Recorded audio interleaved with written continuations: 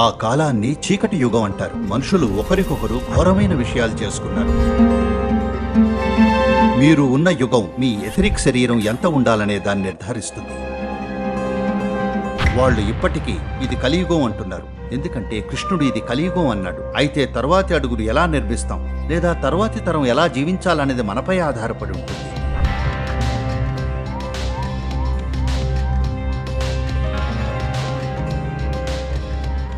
సరే, ఈ ప్రచారం అంతా కూడా అంటే కనీసం న్యూస్ ఛానళ్లలో వాళ్ళు ఇది కలియుగం ఇది కలియుగం అంటున్నారు, ఎందుకంటే కృష్ణుడు ఇది కలియుగం అన్నాడు. ఎప్పుడన్నాడు? 5124 సంవత్సరాల క్రితం అన్నాడు.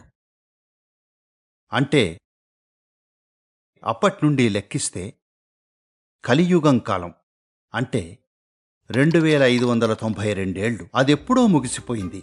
అలాగే ద్వాపరయుగం కూడా 2592 ఏళ్లు, అది కూడా ముగుస్తుంది సుమారుగా 2082లో. అంటే ఇంకో 58 ఏళ్లలో కదా, 58 ఏళ్లలో దగ్గర దగ్గర 60 ఏళ్లు. ఇంకో 60 ఏళ్ల పాటు జీవిస్తే మీరు త్రేతాయుగాన్ని చూస్తారు. దీనర్థం సడన్ గా ఒక రోజున త్రేతాయుగం అవుద్దని కాదు. చూడండి, శీతాకాలం అన్నప్పుడు ఫలానా రోజున ఉన్నట్టుండి శీతాకాలం అవుతుందని కాదు, అది క్రమంగా జరుగుతుంది. ఎండాకాలం కూడా ఒక రోజున ఉన్నట్టుండి వస్తుందని కాదు, అది నెమ్మదిగా జరుగుతుంది. కాబట్టి దేన్నైతే మీరు యుగాలు అంటున్నారో అవి మరింత పెద్ద స్థాయిలో చోటు చేసుకునే ఋతువులు. మన ఋతువుల్లో శీతాకాలంలో చెట్లు ఒకలా ఉంటాయి, జంతువులు ఒకలా ఉంటాయి, వసంతకాలంలో అవి ఇంకోలా ఉంటాయి, ఎండాకాలంలో మరోలా ఉంటాయి. అదేవిధంగా వేర్వేరు యుగాల్లో ఈ భూమి మీద జీవం వేర్వేరు విధాలుగా ఉంటుంది, ఎందుకంటే ఇది మరింత పెద్దదైన ఋతు వ్యవస్థ. So Kali is a time. కాబట్టి కలి అనేది మనం ఈ దీర్ఘ వృత్తాకారంలో అత్యంత దూరాన ఉండే సమయం. ఆ కారణంగా దీన్ని ఎన్నో విధాలుగా చూడొచ్చు. ఒక ముఖ్యమైన విషయం ఏమిటంటే, మనకు ఉండే 5 శరీరాల్లో లేదా 5 కోశాల్లో, ముఖ్యంగా మనుషుల విషయానికి వచ్చినప్పుడు భౌతిక శరీరం లేదా అన్నమయ కోశం, మానసిక శరీరం లేదా మనోమయ కోశం, శక్తి శరీరం లేదా ప్రాణమయ కోశం, ఇంకా విజ్ఞానమయ కోశం లేదా ఎథరిక్ శరీరం. ఇక్కడ ప్రశ్నల్లా మీలో ఎంత అన్నమయ కోశం ఉంది, మీ అన్నమయ కోశం ఎంత ప్రబలంగా ఉంది, లేదా మీ మనోమయ కోశం ఎంత ప్రబలంగా ఉంది, లేదా మీ ఎథరిక్ శరీరం లేదా విజ్ఞానమయ కోశం ఎంత ప్రబలంగా ఉంది అన్నదే. తదనుగుణంగా మీ పనితీరు ఉంటుంది. కాబట్టి ఎన్నో విధాలుగా ఈ ఋతువులు దాన్ని నిర్ధారిస్తాయి. మనకు కనిపించే ఈ 4 ఋతువుల్లో ఈ దేశంలో ముఖ్యంగా ఈ 11 డిగ్రీల అక్షాంశం వద్ద ఆ ప్రభావాన్ని మనం పెద్దగా గమనించలేకపోవచ్చు, కానీ అది ఉంది. దాన్ని గుర్తించారు కాబట్టి తమిళనాడులో మార్గళి మాసం ఉంది, అలాగే మాఘమాసం. ఐఎమ్ సారీ, దేశవ్యాప్తంగా రకరకాల పేర్లున్నాయి. ప్రతి ఒక్కరూ కూడా ఈ మాసాన్ని కొద్దిగా మందగించే మాసంగా గుర్తించారు. అలాగే తమను మెరుగుపరుచుకోవడానికి కొన్ని విషయాలు చేస్తూ ఉంటారు. కానీ సమశీతోష్ణ దేశాల్లో చూస్తే శీతాకాలానికి వసంతకాలానికి మధ్య గణనీయమైన వ్యత్యాసం ఉంటుంది, అపారమైన వ్యత్యాసం. అదే ప్రపంచంలో ఉన్నారని అసలు నమ్మనే లేరు. మీరు శీతాకాలంలో వెళితే అంతా కూడా ఇక ఇదే ప్రపంచం అంతం అన్నట్టుంటుంది. వసంతం రాగానే భూమ్ అన్నీ మళ్లీ పుంజుకుంటాయి. కాబట్టి కనీసం ఈ భూభాగంలో లేదా ఉత్తరార్ధగోళంలో ఈ విధంగా ఉంటుంది. దక్షిణార్ధగోళంలో దీనికి వ్యతిరేకంగా ఉంటుంది. కానీ ఇవే విషయాలు జరుగుతాయి. కాబట్టి ఈ మరింత పెద్ద ఋతువుల్లో కూడా ఇలానే జరుగుతుంది. అయితే మనుషుల విషయంలో మీ భౌతిక శరీరం ప్రబలంగా ఉంటుందా, లేదా మానసిక శరీరం ప్రబలంగా ఉంటుందా, శక్తి శరీరం ప్రబలంగా ఉంటుందా, లేదా ఎథరిక్ శరీరం ప్రబలంగా ఉంటుందా అన్నది కొంత మేరకు సంవత్సరంలో చోటు చేసుకునే ఈ సాధారణ ఋతువులపైన కూడా ఆధారపడి ఉంటుంది. కానీ మరింత పెద్ద ఋతువులు ఇంకా మరింతటినో నిర్ధారిస్తాయి. మీరు ఉన్న యుగం మీ ఎథరిక్ శరీరం ఎంత ఉండాలనే దాన్ని నిర్ధారిస్తుంది. అంటే ఇక అదే పూర్తిగా నిర్ధారిస్తుందని కాదు, దాన్ని అధిగమించలేమని కాదు, అది ఒక ప్రభావం మాత్రమే. మీరు ఏ యుగంలోనైనా సరే అద్భుతంగా ఉండొచ్చు, అలాగే ఏ యుగంలోనైనా గందరగోళంగా ఉండొచ్చు. మీ అనుభూతి ఎలా ఉంటుంది అనేది మంచి చెడ్డలకు సంబంధించిన ప్రశ్న కాదు. లేదా మీరు చూడండి, ప్రజలు ఇలా అంటూ ఉంటారు. దేని గురించైనా ఒక అభిప్రాయం ఏర్పరచుకున్న మరుక్షణం కొందరు పాపులవుతారు, కొందరు మహాత్ములవుతారు. ఇదెలా జరుగుతుంది? మీరు కొన్ని విలువలు ఏర్పరచుకుంటారు. ఎవరైనా ఆ మేరకు జీవించలేకపోతే వాళ్ళు పాపులు. ఎవరైనా ఆ మేరకు జీవించగలిగితే వాళ్ళేమో మహాత్ములు. కానీ ఈ విలువలు ఒక ప్రాంతానికి ఇంకో ప్రాంతానికి మారుతూ ఉంటాయి. అలాగే ఒక యుగానికి ఇంకో యుగానికి, ఒక కాలానికి ఇంకో కాలానికి మారుతూ ఉంటాయి. కాబట్టి ముఖ్యమైన విషయం అది కాదు.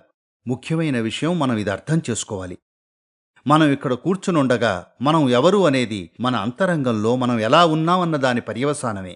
కాబట్టి ప్రశ్నల్లా మన అంతరంగంలో మనం ఎలా ఉన్నామన్నది ఎరుకతో జరుగుతోందా లేదా అచేతనంగా జరుగుతోందా అన్నదే. దాన్ని ఎరుకతో చేస్తున్నట్లయితే ఫలితం మనం కోరుకున్న విధంగా ఉంటుంది.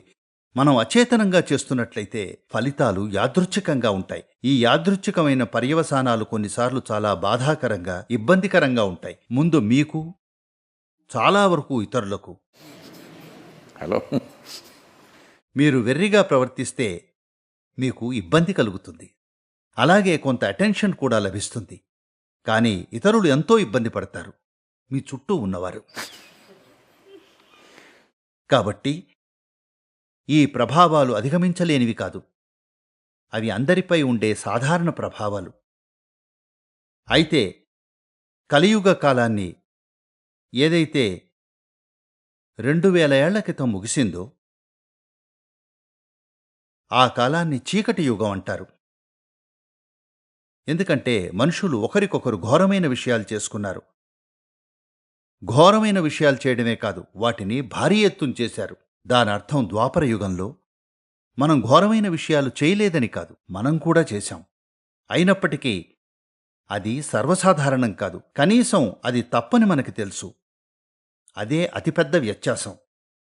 ఘోరమైన పనులు చేస్తున్నప్పటికీ కనీసం అవి చేయదగ్గ పనులు కాదని తెలుసు. అవి సరి అయిన పనులే అనుకుంటే ఇక అప్పుడు అది వేరే విషయం. ఎందుకంటే సరిచేసుకోవటానికి చోటే ఉండదు. ఇక అదే ప్రపంచ తీరుగా మారుతుంది. గతంలో ఆ విధంగా ఉండింది కూడా. అసలు మనుషులు చేయగలరు అని అనుకోని ఎన్నెన్నో విషయాలు గతంలో సాధారణ విషయాలుగా చేయబడ్డాయి. పైగా సరి అయిన పనులే అని ఆమోదించబడ్డాయి. కాబట్టి మనం సరిగ్గా త్రేతాయుగానికి దగ్గరలో ఉన్నాం. దానికోసం వేచి చూడాల్సిన పనిలేదు. చూడండి, వేసవికాలం వేచి చూడలేదు, ఇంకా సమయం రాలేదు, అప్పుడే చెమటలు పట్టేస్తోంది. మనం కూడా కాలానికంటే ఒక అడుగు ముందు ఉండొచ్చు కదా. హలో. కాబట్టి అందుకనే ఇది చాలా ముఖ్యం. ముందరి తరాలు ఫలానా దాని పునాది వేశాయా లేదా అన్నదే తరువాత తరాలు దానిపైన ఎంత నిర్మిస్తాయి అన్నదాన్ని నిర్ధారిస్తుంది. అవునా? ఇది ఇంటి విషయంలో వాస్తవమే, దేశం విషయంలో వాస్తవమే, మీ చైతన్యం విషయంలో కూడా వాస్తవమే. ప్రజలు ఎంతటి పునాదిని నిర్మిస్తారు అనేది భావితరాలు ఎంత చేస్తాయి అన్నదాన్ని నిర్ధారిస్తుంది. కాబట్టి కాలం విషయంలో మనం అలాంటి సమయంలో ఉన్నాం. దీనిపైన నిర్మించే మహిమాన్వితమైన భవనాన్ని మీరు చూడలేకపోవచ్చు, కానీ మీరు కనీసం పునాదిని నిర్మించారు. అలాగే చిన్నపాటి నమూనా కోటను నిర్మించి ఆస్వాదించి ఉండొచ్చు. అది చేయటం మనం ప్రారంభించాం కూడా ఎన్నో విధాలుగా. అయితే చాలామంది ఇలా ప్రచారం చేస్తూ పోతున్నారు, నానాటికి ప్రపంచం పతనమైపోతోంది, నానాటికి ప్రపంచం ఘోరంగా అవుతోంది అని. కానీ పరిశీలించి చూడండి, 500 ఏళ్ల క్రితం ప్రజలు ఏ విధంగా జీవించారో మనం ఇప్పుడు ఎలా జీవిస్తున్నామో చూస్తే ప్రతీదీ మెరుగ్గా లేదా? ప్రతీదీ. ముఖ్యంగా మహిళలు. మీరు పెద్దగా ఎస్ అనాలి. ఎందుకంటే భూమి మీద మహిళల జీవితం ఇంత మెరుగ్గా క్రితం ఎప్పుడూ లేదు, ప్రపంచవ్యాప్తంగా.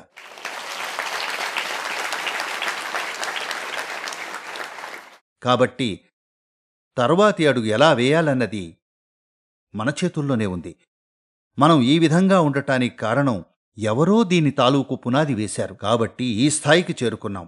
అయితే తర్వాతి అడుగును ఎలా నిర్మిస్తాం లేదా తర్వాతి తరం ఎలా జీవించాలనేది మనపై ఆధారపడి ఉంటుంది. కాబట్టి ఇటువంటి సమయంలో, నేను ఇటువంటి సమయం అన్నప్పుడు మనం ఒక యుగం నుండి మరో దానికి మారుతున్నప్పుడు, శీతాకాలం నుండి వసంతకాలానికి మారుతున్నప్పుడు వికసించడానికి మనం సిద్ధంగా ఉండాలి. We must be ready to blossom. Hello. ఎన్నో విధాలుగా మనం ఉన్న ఈ సమయం ఎంతో ప్రాముఖ్యమైంది. ఎందుకంటే బహుశా నేను అది చూడకపోవచ్చు, కానీ మీలో ఎంతోమంది యువత ఇలా మారడాన్ని చూస్తారు. అంటే ద్వాపర యుగం నుండి త్రేతాయుగానికి.